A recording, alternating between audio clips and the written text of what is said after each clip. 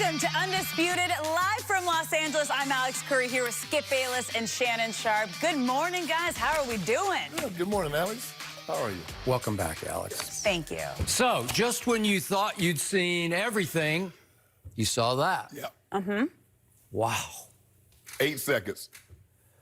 Let's talk about it. We went from talking all about the game to all about what happened at the end of the game. What's up, bro?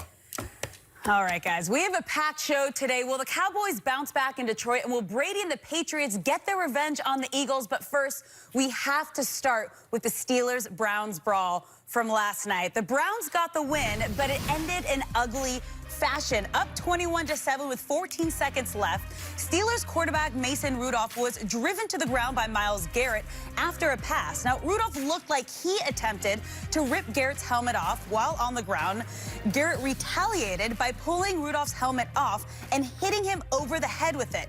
Garrett was among 3 players to get ejected from the brawl. After the game, players weighed in on the chaos. Take a listen. I didn't see why it started, but it's inexcusable. You know, I don't care, rivalry or not, we can't do that. That's kind of the history of, you know, what's been going on here lately, hurting yourself, and that's just endangering the other team. It's inexcusable. He knows that. I hope he does now. It's tough. We'll see. I thought it was pretty cowardly, kind of pretty bush league, which, you know, there's plenty of tape out there to watch. I haven't seen it replay, but yes, I really haven't seen it, anything like that, yeah. You see somebody rip the helmet off your quarterback's head. What's your reaction to that? You seen it. Blacked out. It was bigger than football. Protection. Is that almost like a weapon? I mean, hell, you could have killed him. What if you hit him in the temple? Now, let's be serious. Honestly, that was really hard to watch live. Shannon, have you ever seen anything like that? I've seen a teammate get hit fighting in the locker room, Skip, but never on the foot. We didn't get to see that. We didn't get to see that. Now, Skip, I don't know if you remember this, but when this happened, I text Steve. I said, Steve, pull something. I think it was the late 80s. Your researcher. I said, pull this. The Kansas City and Oakland got into a brawl. And it was 1986. It was my freshman year in college. Now, Greg Townsend snatched the guy's helmet off. He didn't hit him with the helmet, but he did snatch it off, and it resulted, Skip, you know, the 80s was a different game. He only got a 1-game suspension. The fines range somewhere between $2,000 and $5,000. I can assure you, the cheapest fine in this situation is probably going to be upwards of $20K. Yep. But no, I haven't seen anybody snatch a helmet. And he was very lucky that he hit him with the back of the helmet, Skip, because if he'd hit him with the top of the helmet, where the most protection is, because, you know, if you notice, Skip, you can bend the sides of the helmet because the most dangerous part of the brain is at the top, so you know what? They put the most protection there. He hits him at the top of his head with that helmet. Now, Mason Rudolph got knocked out of a game about 4 weeks ago, Skip, on a hit from Earl Thomas. He sure did, right in the jaw. Right in the jaw. Concussed, lost a week. The NFL has a nice guideline how they're going to treat this situation, Skip. Albert Haynesworth got 5 games for stepping on the head of Andre Gerard. I think it's Gerard. Gerard, okay. Go ahead. For the Dallas Cowboys. He got 5 games. And he didn't have his helmet on. He didn't have his helmet. He didn't have his helmet on. You snatch a guy's helmet off, and you take said helmet and hit the guy in the head. I believe at the bare minimum, he's gone for the rest of the season. Now, if it was me doling out the discipline, I'm going to give him 4 games. I'm going to bleed it into next year. Me too. Agreed. Because you know why, Skip? Punishment. You give him 4 or 6 games. I'm giving him 4 games. I'm giving him a total of 10. Okay. Because I want it to be severe and I want it to be harsh. Because punishment is not only for the perpetrator, it's also to prevent subsequent acts. I want anybody to think about doing this again. Man, you remember what Myles Garrett got for snatching the guy's helmet off and hitting him with it? He got 10 games. So I want the punishment to be so severe that a guy, nah, that's not the move. A Ron Artest kind of penalty. Yes, right? yes. Because this is what the NFL's up against, Skip. Normally, sports, it only debate goes on sports shows. They're going to be talking about this on CNN. They will. They're going to be talking about this on regular news. And that's not what the NFL wants. So they have to send the stiffest, the harsh of penalties that they can possibly stand to let this not happen. Now, the other gentleman, 65, Owen Gobi. What was that? That's Bush League. You push the guy in the back. You're going to get a game For what? After he got bashed in the head. He shoves him down from behind. Skip, or what? Skip, I still don't know what Myles Garrett was thinking. Okay, well, clearly he wasn't thinking. And and the way the Steelers' offensive linemen, I'm not surprised they acted like that. Now, Skip, I can't condone Pouncey kicking the guy. But him be acting and punching and doing what he did, that's normal because every offensive lineman in the NFL, no matter what they think of their quarterback, they're going to protect him at all costs. Skip, the guy throws the ball. Why was Myles Garrett so hell-bent on taking the quarterback to the ground with 8 seconds?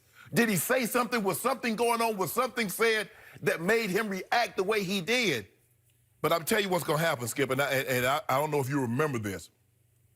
Al Bubba Baker played with the Browns, and I don't know if he was the Browns. If I'm not mistaken, I think he still was because he later went to the Cardinals. He poked Ron Heller, who was an offensive tackle for the Eagles, in the eye.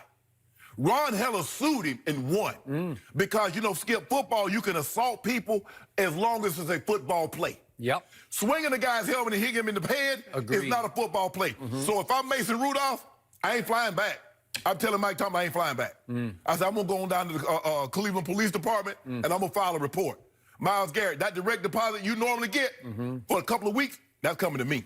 And if I'm not mistaken, I think Steve, my researcher guy, said his attorney, Mason Rudolph's attorney, tweeted something. We're in the process of getting more. Yeah. Really? Yeah. Well, he's within his rights to do just that. Yeah, but Myles Garrett got to go sit this thing down for the rest of the year. And if I'm in charge, now I think this is going to fall up under the preview of Derek Brooks and James Thrash. 6 games, I don't see a scenario, Skip, do it. He avoids the rest of the season. Would I be shocked if it bled into next year? No, I would not. This was assault with a deadly weapon. Yes. So my initial reaction was, in all my years of watching and covering pro football, I've never been so shocked and so shaken by anything I've ever seen on a football field than I was by that. Right. And it caught me off guard because the game was winding down and it was 21-7, and I wasn't ready for that then. Right. Because that's not when that should happen. Right.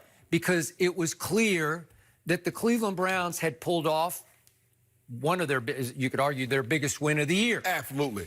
And I was trying hard to process in the moment the fact that one of the strongest men in the National Football League had ripped off the helmet of another man who plays the one position in this game that the league is trying hardest to protect. Yes.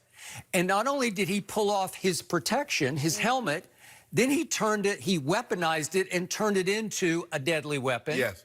And bashed the said quarterback over the helmet with it. I mean, over the head with it, to the point that I immediately saw that it was the underside padding that caught him. Yes. Or we could have a whole different conversation going on right now, because if you catch him with the crown of the helmet on the crown of his unprotected head, could have killed him. Yes. Yeah. Could have seriously hurt him. And the amazing thing... Well, what if he doesn't kill him? What if he just knocks him out? And at the what if he just split his head open? Yeah, he slumps down and he's like, he's out. Myles Garrett might be gone for years. So, to me, I am with you in that because something just happened we've never, ever seen, then the punishment has to fit the quote-unquote crime. We need punishment we have never, ever seen. I agree. I'm with you, rest of the year, that's 6 games remaining. And to me, just to put an exclamation point on this quote-unquote sentence, I would like to see Myles Garrett gone for game 1 of next year, just to remind everybody one more time, this will not be tolerated. Now, let's get back to your question. What happened? How did this transpire? What detonated this? The game's almost over. As you said, 8 seconds, 5, 4, 3. It's like this is going to be maybe the last play of the game. And Pittsburgh calls a screen pass, on which they do not block Myles Garrett, correct, one of the best pass rushers in pro football. So he is unabated to the quarterback.